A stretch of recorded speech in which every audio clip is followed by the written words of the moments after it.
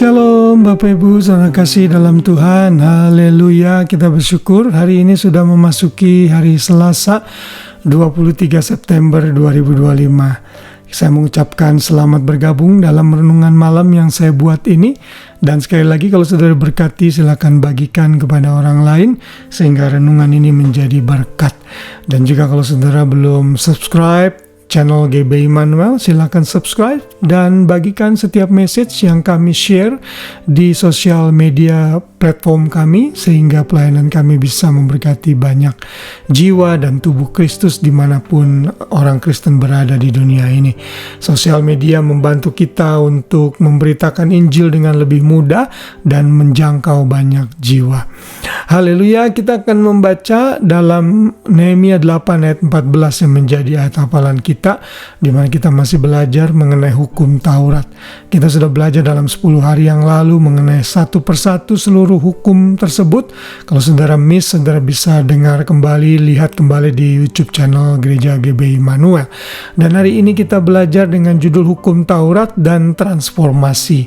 Saudara, ternyata juga Tuhan menghendaki agar saat Ia memberikan hukum-hukumnya, manusia yang membaca dan mengertinya itu mengalami perubahan hidup dan transformasi hidup. Nah, orang Israel seringkali gagal dalam hal ini. Karena itulah mereka mengalami disiplin demi disiplin dari Tuhan. Dan disiplin yang paling berat yang mereka harus alami sebagai satu bangsa adalah mereka dibuang ke negeri yang mereka tidak mengenal bahasanya. Yang bagian utara dibuang ke Asyur, yang bagian selatan dibuang ke Babilonia. Nah, saat mereka berada di pembuangan, mereka itu tidak lagi bisa membaca hukum-hukum Tuhan karena mereka ada di negeri asing. Nah, saat mereka kembali ke negeri pembuangan di bawah Zerubabel, di bawah Nehemia, mereka kembali lagi mulai mendirikan tembok-tembok Yerusalem yang runtuh, mendirikan tembok-tembok bait suci. Dan pada saat masa Nehemia inilah mereka berkumpul bersama-sama. Nehemia dan Esra mengumpulkan mereka dan mereka menemukan kitab Taurat Tuhan. Dan saat mereka menemukan kitab itu, mereka bersukacita dan membacanya. Dan itu dicatat dalam Nehemia 8. Nanti kalau saudara ada waktu silakan baca.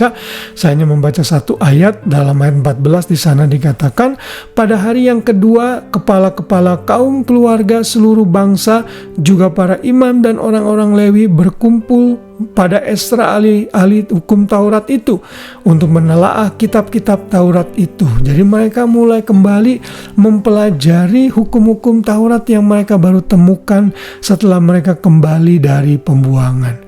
Dan kalau kita lompat di ayat 19, di sana dikatakan bagian-bagian kitab Taurat Allah itu dibacakan tiap hari dari hari pertama sampai hari terakhir. 7 hari lamanya mereka merayakan hari raya itu. Dan pada hari raya yang ke-8 dan pertemuan raya sesuai dengan peraturan. Saudara, jadi mereka rajin membaca firman dan dijelaskan mengenai hukum Taurat ini. Dan kalau saudara terus bergerak di pasal 9, di situ mereka mulai mengalami transformasi hidup. Mereka mulai bertobat, mereka mulai berduka, mengenakan kain kabung dengan tanah di kepala mereka. Keturunan orang Israel memisahkan diri dari semua orang asing, lalu berdiri di tempatnya dan mengaku dosa mereka dan kesalahan nenek moyang mereka. Sementara mereka berdiri di tempat, dibacakanlah bagian-bagian daripada kitab Taurat Tuhan Allah mereka. Selama 1/4 hari, sedang 1/4 hari lagi mereka mengucapkan pengakuan dan sujud menyembah kepada Tuhan Allah mereka. Saudara, di sini benar-benar terjadi transformasi hidup yang luar biasa.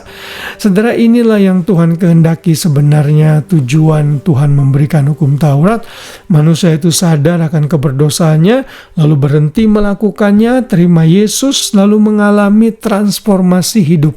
Itulah yang perlu kita lakukan. Karena itu, saudara mesti akrab dengan hukum-hukum Tuhan, dengan firman Tuhan. Bukan hanya yang tertulis dalam hukum Taurat, tapi seluruh firman yang ditulis dari Kejadian sampai Wahyu. Karena firman Tuhan itu seperti pedang bermata dua yang lebih tajam daripada pedang manapun, yang menusuk amat dalam, memisahkan jiwa dan roh, sendi sumsum, ya sanggup membedakan pertimbangan pikiran hati kita. Itu Ibrani 4 ayat 12. Jadi Alkitab itu, firman Tuhan itu, hukum-hukum Tuhan itu memberikan kekuatan yang luar biasa. Orang yang senang membaca firman, mentaati hukum-hukum Tuhan, pasti hidupnya akan mengalami transformasi dan menjadi berkat di sekeliling kita. Mari rajin baca Alkitab. Mazmur 119 berkata dalam salah satu ayatnya, berbahagialah orang yang hidupnya tanpa cela, yang hidup menurut Taurat Tuhan. Lalu yang berikutnya, dengan menjaga Tauratmu aku menjadi lebih bijaksana daripada musuh-musuhku, karena aku menjunjung tinggi titah-titahmu. Aku merenungkan firman-Mu dan aku memelihara firman itu. Tiada seorang pun yang seperti aku yang merenungkan jalan-Mu setiap hari. Ini adalah keluhan dan jawaban atau komitmen dari pemazmur mengenai firman Tuhan yang bisa mengubahkan hidup kita. Karena itu jangan jemu-jemu belajar firman seperti mendengar renungan malam ini. Mungkin saudara tidak punya waktu menggali firman, saya membantu saudara dengan menyampaikannya seperti ini dalam seri-seri tertentu yang saya share. Kiranya kita terus taat kepada hukum Tuhan, hukum Taurat dan hukum-hukum Tuhan diberikan, agar ada perubahan hidup terjadi dalam diri kita, sehingga melalui hidup kita nama Tuhan dipermuliakan. Haleluya. Tuhan memberkati kita semua. Selamat malam dan selamat beristirahat. Shalom.